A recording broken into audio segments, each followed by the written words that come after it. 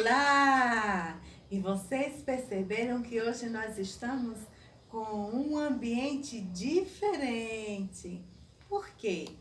Porque dia 18 de abril é comemorado o Dia do Livro Infantil. E nós estamos aqui em companhia da Narizinho e da Emília para fazer a aula de hoje junto com vocês. Mas antes de iniciarmos o nosso assunto, nós iremos fazer a correção do nosso ditado. Vamos lá? E agora, nós vamos fazer a correção do ditado da aula passada, tá certo? A primeira palavra foi a palavra escolhido. Escolhido. Olha ela aqui. A segunda palavra foi colherada, não é isso? Colherada. A terceira palavra, molhada. A quarta palavra, embaralhado. A quinta palavra, acolhida. Sexta palavra, orelhudo. Eu não sei se vocês já perceberam que nós estamos trabalhando a sílaba de LH. Lhá, lhé, li, lhó e lhu. Tá certo? Então, vamos lá para a sétima palavra. A sétima palavra, vasilhame. Ó, vasilhame. A oitava, coalhada. Ó, coalhada. Coalhada. A nona palavra, folhagem. Folhagem. E a décima, caolho. Tá certo? Então, nós trabalhamos através desse ditado as palavras com LH. E então, meus alunos, hoje nós vamos comemorar o Dia do Livro Infantil. Porque o dia 18 será no final de semana.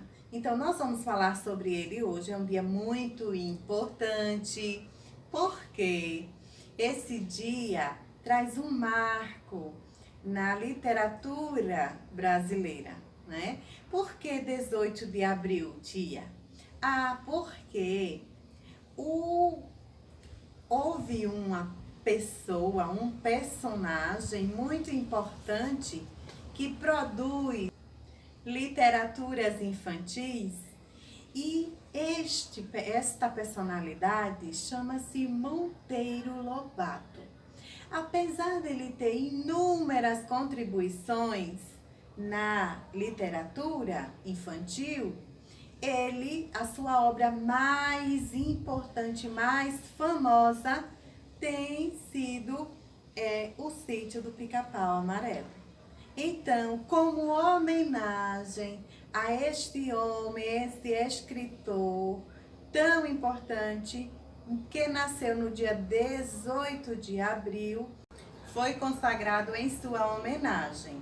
Monteiro Lobato foi considerado o pai da literatura infantil brasileira, por sua contribuição. Ele teve inúmeras contribuições para a literatura infanto-juvenil. Seus livros são muito importantes e até internacionalmente, porque ele traz uma proposta diferenciada. Em todas as suas histórias, ele propõe pensar sobre a realidade. Propõe uma reflexão sobre as coisas do cotidiano, da nossa vida, as coisas que acontecem corriqueiramente, tá certo? Então, é uma obra que nós nos identificamos. Quem nunca parou para pensar que gostaria de ser a Emília? Ou então estar brincando lá no Sítio do Pica-Pau Amarelo?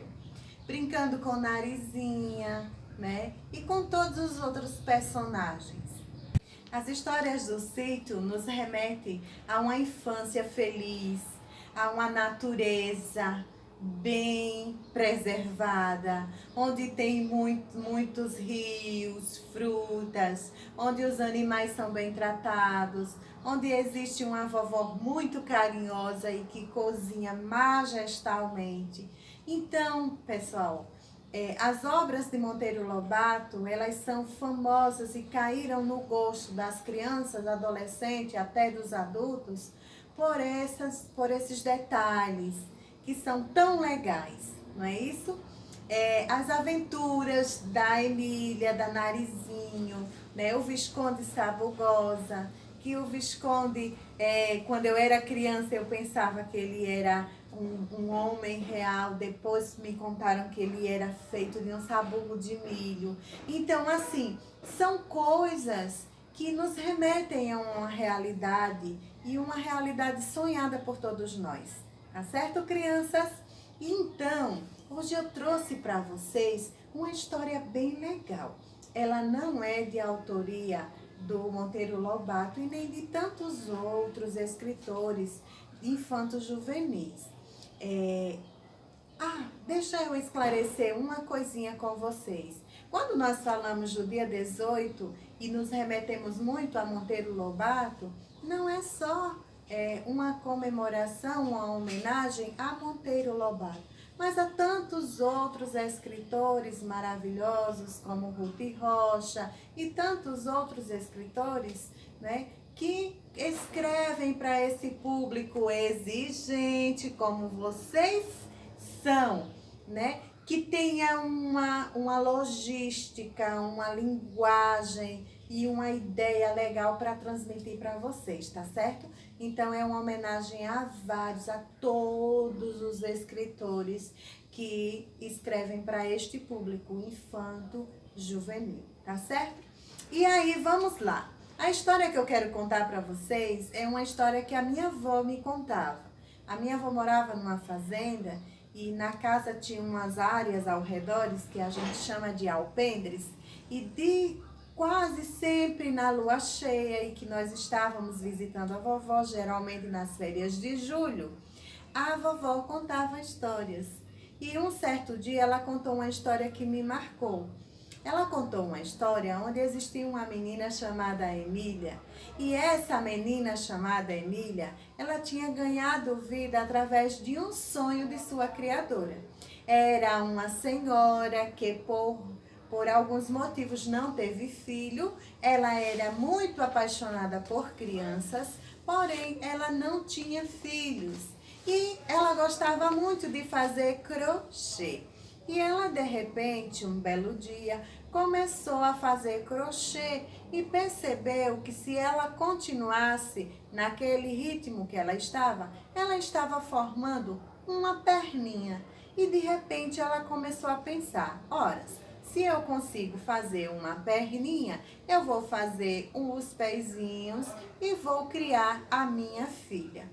E ela fez crochê, todas as noites ela sentava em uma cadeira de balanço e fazia o seu crochê, dando vida a uma bela boneca.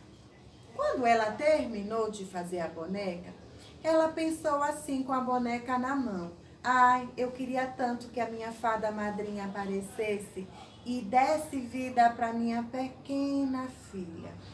Todos os dias ela orava e pedia para Deus que aquela boneca se tornasse real. E ela fingia que dava banho, ela fingia que dava alimento para aquela boneca. E de tanto ver aquela ansiedade, aquele desejo, a fada madrinha de longe apareceu. E uma bela noite, véspera do seu aniversário, a fada madrinha desceu e no quarto ela apontou a sua varinha mágica e plim, fez com que aquela boneca se tornasse uma menina. Desculpem. E aí, o que aconteceu? Quando a mulher acordou, percebeu que tinha uma claridade diferente naquela casa e ela foi em direção ao quarto onde ela guardava a sua linda boneca. Ao chegar lá, a boneca estava sentada, com um livro em mãos, fazendo uma leitura da Bela Adormecida. Aí, ela ficou admirada e falou: meu Deus, eu devo estar sonhando, porque a minha boneca agora é uma menina de verdade. E, observando aquela cena, começou a se beliscar para saber se aquilo era real. E percebeu que não estava sonhando, era pura realidade. A sua Emília estava ali, viva, falando, e até já sabia ler. Ela devia ter tomado a pílula falante. E a minha avó contava essa história pra gente, e nós ficávamos a imaginar quantas bonecas nossas nós gostaríamos que também virasse gente, como nós falávamos naquele tempo. Então, meninas e meninos, com essa história eu percebo que nós tínhamos um sonho de que nós pudéssemos ter uma boneca que virasse gente, que falasse, que andasse, né, que nos fizesse companhia. E isso nos remete a pensar de que nós gostamos muito de ter uma irmã, uma amiga, não é? Alguém próximo de nós que compartilhe das nossas brincadeiras, que compartilhe das nossas ideias, né? Que coloque a mão na massa quando vai brincar, não é assim? Então, a minha avó era muito semelhante a Monteiro Lobato, tá certo? E agora nós vamos falar sobre a nossa atividade de hoje, já que estamos falando do livro infantil de histórias maravilhosas, como Branca de Neve, a Branca de Neve e os Sete Anões é uma história magnífica. Os Três Porquinhos, a Bela Adormecida, João e o Pé de Feijão. São inúmeras histórias infantis que nós amamos, independentemente do seu autor, mas nós amamos. Muitas dessas histórias, elas nem são brasileiras, né? Elas são histórias estrangeiras que foram traduzidas para o português. Mas essas histórias fazem sucesso na nossa vida porque ela faz sentido, elas trazem um sonho legal, elas trazem um enredo, uma história bem maravilhosa e que nos faz sonhar e imaginar coisas bem legais. Então, a atividade de hoje, referente a essa aula, será uma produção textual. Ei, que beleza! Nós vamos produzir um texto onde vocês irão fazer uma produção dentro da história que vocês mais acham maravilhosa. Por exemplo, essa história que eu acabei de contar, era minha vovó que contava. Era muito legal e até hoje eu não esqueci. Com certeza, vocês devem ter alguma história que a mamãe, o papai, a vovó, a titia, ou até mesmo a professora, ou até, quem sabe, você leu em um livro, você leu nas mídias sociais e aí você se encantou por essa história. Não esquece que quando nós fazemos uma produção de texto, nós temos que colocar um título. Toda frase que nós escrevemos inicia com letra maiúscula, deve ter parágrafos que separam as ideias para poder se completar. Nós sempre iniciamos dizendo era uma vez, não é? Ou em uma determinada cidade, ou na floresta. E aí nós vamos dizer o local, o horário que tudo aconteceu, os personagens. Isso são no início do nosso texto. No meio do texto nós vamos colocar todos os fatos, as situações acontecidas e vamos finalizar dizendo como tudo terminou.